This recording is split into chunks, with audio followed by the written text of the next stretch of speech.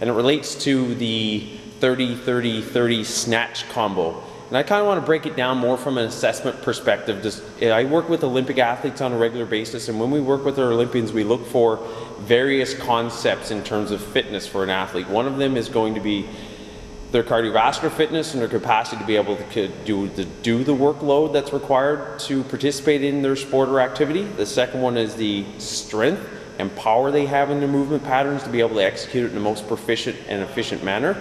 And the third one obviously is going to be what we're looking at here, which is that simple mobility stability spectrum. So the first thing you need to be able to do if you're ever going to participate in doing squat snatches, let alone 90 of them under increasing load, is a overhead squat. So Jess is going to demonstrate an overhead squat for me. She's holding the bar at about 3 feet width. She's keeping her arms in that Y pattern, and she's just going to load down at a shoulder width squat width or slightly wider. And then we want to look at the movement pattern. As you can see here, she's got a left up tilt.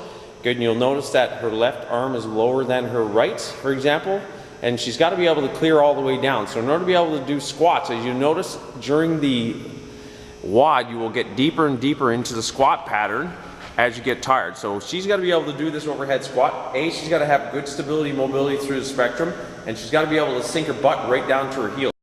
Okay, so we're doing the overhead squat from the side just so you can see this again. So as she goes from what she's comfortable doing, go, which is here, good, to, good, go back down. As she goes down deep, when she forces into the deep pattern, you'll notice her arms go forward, she goes kyphotic in the upper back, and there's a loss of stability in the upper back shoulders. Relax.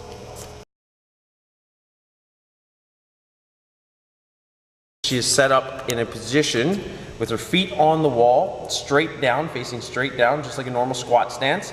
And she's using a 25-pound plate for women. It'll be a 35-pound plate for men.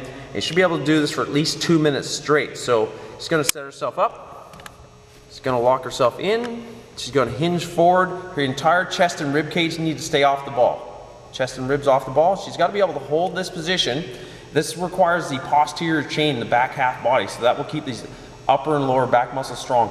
As you do progressively heavier reps of snatch, the lower back will tend to go into greater and greater flexion as the lower back muscles, these ones here, as these begin to fatigue, there'll be more and more flexion in the lower back, so you'll see more and more of this rounding in this portion of your back as you do it. If that's happening during your snatch, you're putting a lot of load on your lower lumbars and in through your L4, L5, which will cause a lot of damage. So she's got to be able to hold this position at a 45-degree angle. She's a little too vertical right now, so the size of the ball will matter for this. So if she can't hold this for 2 minutes minimum, then there's no way you should be doing WOD 12.2. If you can, there's another prerequisite that satisfies the ability to possibly be able to take on this load.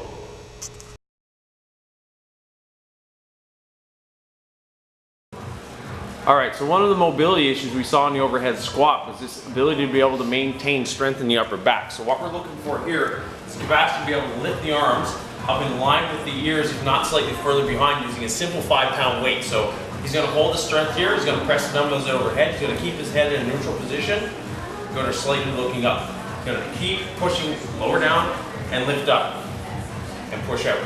So each rep here represents one overhead snatch in terms of strength and endurance through these upper back muscles. And if you can't complete 90 of these, then you're going to watch as he gets tired. So he's going to continue to do this sort of in the tempo that you would be doing a snatch.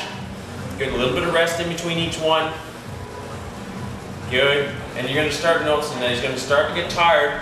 And as he gets really tired, keep going. Good. You'll notice the dumbbells are going to start getting progressively closer to the floor. If that's the case, that's the lack of ability to be able to put that bar back up overhead. Remember, this is the same weight, we're not increasing the load, so it's important to understand here. So you need consistent pattern through his upper back, which is doing a good job in. Then we need to strengthen these upper rotator shoulder muscles, okay? So reverse, good, push, lift, and push. If these dumbbells ever hit the ground before 90 reps, that's an injury waiting to happen if you're going to try and do 90 snatches in a row.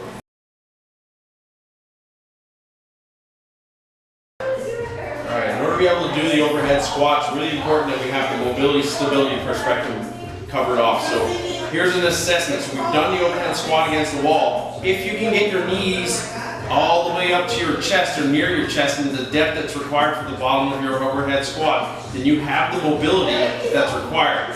Meaning you have stability issues through that movement or a mobility issues through the lower half of your body, so through your calves, etc. So the first warm-up pattern for this movement, block the shoulders, tuck the chin, keep the back flat on the ground, march one leg at a time, keeping your arms flat on the ground and posteriorly engaged. So your upper middle back is engaged, your arms are engaged, and you're pulling into the ground. You're just marching one leg at a time, making sure there's no change to your posture as you do so.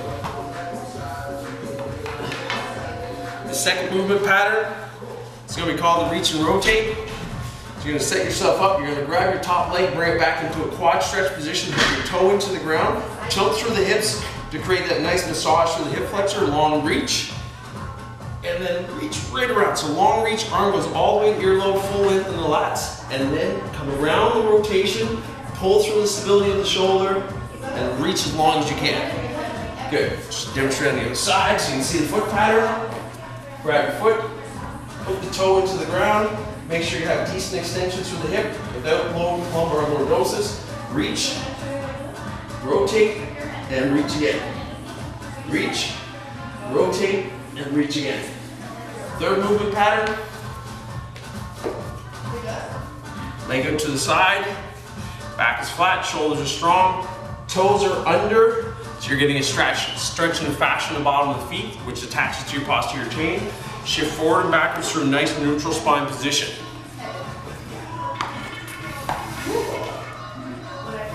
This creates opening in the hips through the groin. Nice flat, strong shoulder stable position. Good, and then we're going to go, last but not least, three-way hip flexor stretch. So this one you've probably seen before. I'm just going to add some little variations to it. Come forward, tilt to lengthen and massage the hip. Grab your arm at the wrist, pull the elbow long, and squeeze your butt cheeks and press your hip forward to create opening in the front. Release the arm, come down, bend, drive the arm, so use the arm driver to drive yourself sideways and create length down the side of your torso. Nice and long. Hold for 1, 2, and then release. And then last but not least on this pattern, I want to do a back bend. So you're going to open backwards, reach down and around. Good. And then switch legs and do it to the opposite side. You would repeat that pattern 3 to 4 times per side.